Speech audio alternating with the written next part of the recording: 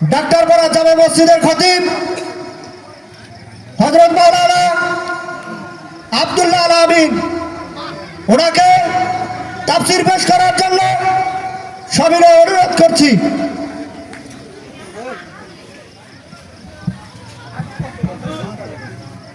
আসসালামু আলাইকুম ওয়া রাহমাতুল্লাহি ওয়া বারাকাতুহু। কেমন আছেন আপনারা? আলহামদুলিল্লাহ। ভালো আছেন আপনারা সবাই? আলহামদুলিল্লাহ। এই দেশি বাড়ি নিয়ে একটা গজল না বললে কেমন হয়? ঠিক বলতে হবে, ঠিক।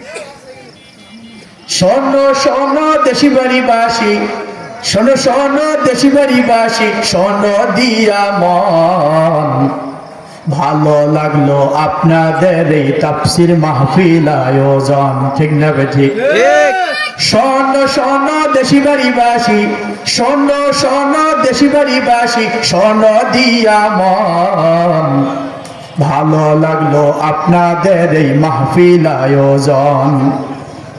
আজকের মাহফিলের প্রধান বক্তা ভাই মুস্তাফা মাহবুব আলম হুজুর উপস্থিত থাকবেন, তাই ঠিক কিনা? আরো আসি দেশি বাড়ির, আরো আসি দেশি বাড়ির মুসলমান সবাই, আমরা সবাই আল্লাহর বান্দা জান্নাতে যেতে চাই, আমরা সবাই নবীর উম্মত জান্নাতে যেতে চাই। কারা কারা জান্নাতে যাবেন হাতে নাড়া দেন সবাই, হাতে নাড়া দেন সবাই, হাতে নাড়া দেন সবাই। দিন ইসলামের পথে চলবো, আল্লাহু আকবার বলেন সবাই। নারায়ে তাকবীর, আল্লাহু আকবার, নারায়ে তাকবীর, আল্লাহু আকবার। আলেম ওলামা যেখানে, আমরা আছি সেখানে, তাফসীর মাহফিল যেখানে, আমরা আছি সেখানে, কোরআন হাদিস যেখানে, আমরা আছি সেখানে। নারায়ে তাকবীর। আল্লাহু আকবার। ভালো লাগলো না খারাপ লাগলো বলেন? ভালো লাগলো। আল্লাহ যেন কবুল করে বলে আমিন। আলহামদুলিল্লাহি রাব্বিল আলামিন ওয়াল আকিবাতু লিল মুত্তাকিন, আসসালাতু ওয়াসসালামু আলা রাসূলিহি ওয়ান নাসি আজমাইন, আম্মা বা'দ। ফাউযু বিল্লাহি মিনাশ শাইতানির রাজীম, বিসমিল্লাহির রহমানির রহিম। فمن يعمل مثقال ذرة خيرا يره ومن يعمل مثقال ذرة شرا يره صدق الله العظيم। আমার প্রিয় বাবাজিরা, সর্বপ্রথম সেই মহান রবের শুকরিয়া আদায় করি যে আল্লাহ রাব্বুল আলামিন উত্তর দেশি ভাই বাইতুল নূর জামে মসজিদের উদ্যোগে একদিন তাফসীরুল কোরআন মাহফিলে আমাকে বলার, আপনাদেরকে শোনার তৌফিক দিয়েছে। এই জন্য আওয়াজ দিয়ে বলি আলহামদুলিল্লাহ। আলহামদুলিল্লাহ। বিশ্বনবী মানবতার মুক্তির দূত, 1 লক্ষ মতান্তরে 2,24,000 নবী রাসূলের সেনা নবী। আল্লাহ রাব্বুল আলামিন কত ভালোবাসেন নবীকে।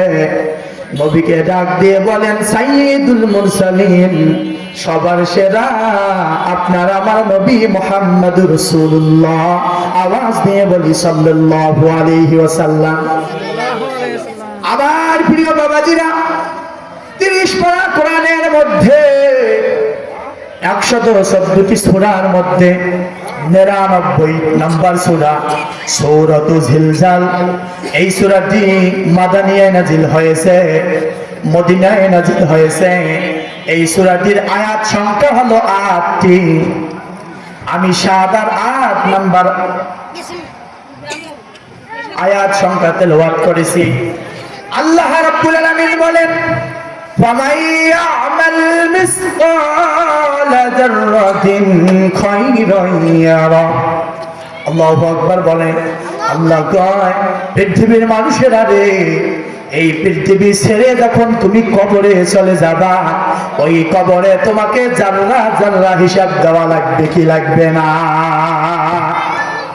আমার প্রিয় বাবাজিরা, আল্লাহ বলেন وَمَن يَعْمَلْ مِثْقَالَ ذَرَّةٍ شَرًّا يَرَهُ রব্বুল আলামিন কয় দুনিয়ার মানুষেরা রে, দুনিয়ার মধ্যে যদি ভালো কিছু করো তাও সেদিন দেখতে পাবে, খারাপ কিছু যদি করো রে, মন্দ কিছু যদি করে যাও ওই কবরের মধ্যে কিয়ামতের মাঠে তাও তুমি দেখতে পাবে। বলেন তো দেখা যাবে কি যাবে না? আমার প্রিয় বাবাজিরা, আমার যুবক ভাইরা, সূরা ইয়াসিনের 65 নম্বর আয়াতে আল্লাহ রাব্বুল আলামিন কয় দুনিয়ার মানুষেরা রে, শুনে রাখো শুনে রাখো, আল্লাহ কি বলেছেন? আলিয়াউমা নাখতিমু আলা আফওয়াহিহিম ওয়া তুকাল্লিমুনা আইদিহিম ওয়া তাশহাদু আরজুলুহুম বিমা কানু ইয়াকসিবুন। আল্লাহু আকবার। আল্লাহু আকবার বলেন। আল্লাহ বলেন পৃথিবীর মধ্যে আমি রব মালিক,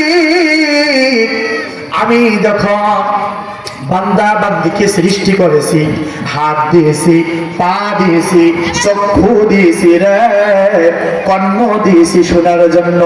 পৃথিবীর মানুষেরা শুনে রাখো, ও মানুষেরা একটু কান্না লাগে বুঝে নেন, এই দেহ এই শরীরের মালিক আমরা না।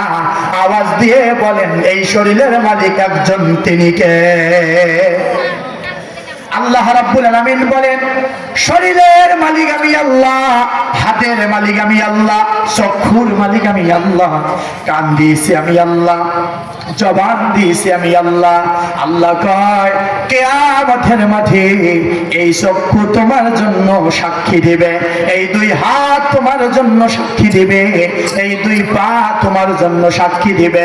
আল্লাহ কয় তোমাদের হিসাব নিকাশ দেওয়ার জন্য তোমরাই যথেষ্ট, তোমাদের হিসাব নিকাশ দেওয়ার জন্য অন্য কারো দরকার নাই। ঠিক কিনা?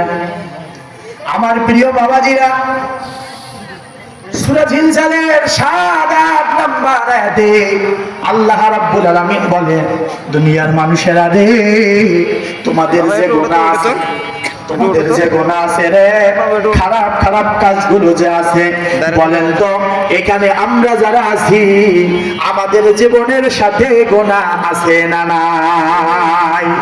বলেন তো গুনাহ আছে না নাই? আর এই গুনাহ মাফ করার মালিক একজন, তিনি কে? তিনি হয়েছে আল্লাহ। আজকে আমরা মনে মনে বলি না না, আমার গুনাহ মনে হয় মাফ হবে না, আমার গুনাহ মনে হয় মাফ হবে না। আল্লাহ কয় দুনিয়ার মানুষেরা রে, তোমার গুনাহ যত বড় হবে তার চাইতে তোমার দয়ার আল্লাহর রহমত দয়া তত বড় হয়ে যাবে। সুবহানাল্লাহ বলেন। আমার প্রিয় বাবাজিরা, এই কথা থেকে, এই গুনার কথা থেকে সংক্ষিপ্ত ভাবে 2-3 মিনিটের মধ্যে আমি শেষ করে দিতে চাই। মদিনা শরীফে একজন যুবক চোখের পানি ছেড়ে কান্না করে, চোখের পানি ছেড়ে কান্না করে, কান্না করে। ওই যুবকটি বলে আমার মনে হয় গুনাহ আল্লাহ মনে হয় মাফ করবে না। বারবার নিজের মনকে প্রশ্ন করে, বারবার কান্না করে। হঠাৎ করে হযরত ওমর রাদিয়াল্লাহু তাআলা যখন ওই পাশ দিয়ে যাচ্ছিলেন নবীজির দরবারে, নবীজির দরবারে যাওয়ার পথে ওই যুবকের সাথে দেখা। ওই যুবককে দেখে বলে যুবক কেন কান্না করো রে, কি হয়েছে আমাকে বলো। এই যুবক বলে ওমর বলা যাবে না, বলা যাবে না, বলা যাবে না, বলা যাবে না। আমার গুনাহ মনে হয় আল্লাহ মাফ করবে না।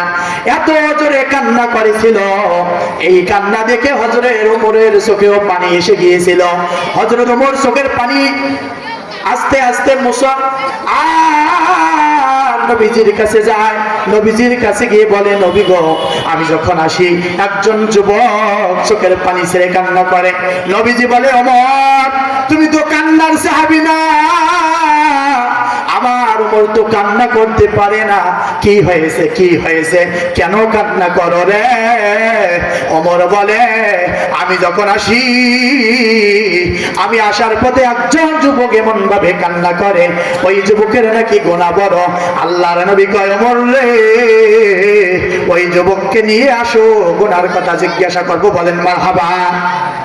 আমার প্রিয় বাবাজিরা, সংক্ষিপ্ত কথা একটু বুঝে না। ওমর যখন ওই যুবককে নিয়ে আসে, ওই যুবক বলে, নবী গো, আমার গুনাহ মনে হয় আল্লাহ মাফ করবে না। আপনার আমার নবী বলে, ও যুবক, তোমার গুনাহ কি আল্লাহর আরশের চাইতে বেশি বড়? যুবক বলে, জি, আল্লাহর আরশের চাইতে বেশি বড়। তোমার গুনাহ কি? তোমার গুনাহ কি এই পাহাড়ের চাইতে বড় বড়, আসমানের চাইতে বড় বড়, আরশে আজিমের চাইতে বড় বড়, সিদরাতুল মুনতাহার চাইতে বড় বড়? এই কথা যখন বলে, যুবক বলে, জি। আল্লাহর নবী বলে, তুমি কি শিরক করেছো? বলে, না। তুমি কি কাউকে হত্যা করেছো? বলে, না। তুমি কি কুফরি করেছো? না, কুফরি করি নাই। নবী গো, মদিনা শরীফের মধ্যে যতগুলো মানুষকে দাফন করা হয়, ওই দাফনের মধ্যে আমি কাপড়গুলো চুরি করে বাজারে বিক্রি করে আমার সংসার চালাই, আমি চলতে পারি ওই টাকা দিয়ে। আল্লাহর নবী তখন বলে, তুমি এত পরিমাণ গুনাহ করেছো, ওই গুনাহ কি মানুষ করে? তুমি মৃত্যু ব্যক্তি, তুমি মৃত্যু ব্যক্তির কাপড় চুরি করো। এই যুবক বলে, নবী গো, সে কথাই শেষ নয়। কিছুদিন আগে এক কবরে এক যুবতীর লাশ আমি গিয়েছিলাম কাপড় নেওয়ার জন্য, কিন্তু যুবতীর এত সুন্দর রূপ ছিল, ওই যুবতীকে দেখে আমি পাগল হয়ে গিয়েছিলাম। ওই যুবতীর সাথে আমি জেনায় লিপ্ত হয়েছিলাম। আমার আল্লাহ যে দেখছে, এই কথা আমার মনে ছিল না। আল্লাহর নবী কয়, ও যুবক, এত বড় তুমি নিষ্ঠুর রে, মৃত্যু ব্যক্তি যুবতীর সাথে জেনা করেছো কবরে। আল্লাহর নবীর কথা শুনে এই সাহাবী বলে, আমার মনে হয়, এই যুবক বলে, আমার মনে হয় মাফ হবে না। পাহাড়ের দিকে কান্না করে, পাহাড়ের দিকে কান্না করে, আল্লাহ,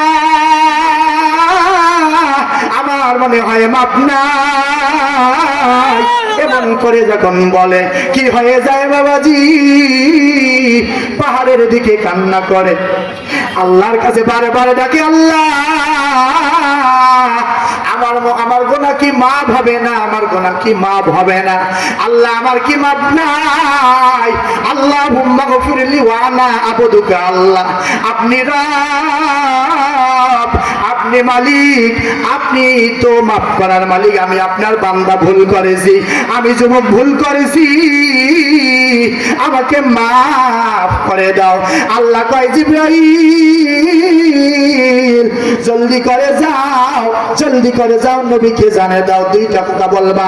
জিবরাইল কয়, ও নবী, আল্লাহ কয়, জিবরাইল জলদি যাও, তাড়াতাড়ি, আর করো না দেরি। জিবরাইল এসে বলে, ও আল্লাহর নবী, বলেন তো, সাত আসমান কার, সাত জমিন কার? নবীজি কয়, সাত আসমান সাত জমিনের মালিক একজন। আওয়াজ দিয়ে বলেন, তিনি কে?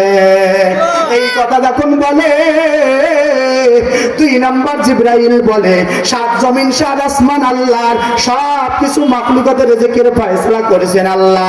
ও নবী গো, ওই যুবক পাহাড়ের মধ্যে কান্না করে, একটা বার যাও,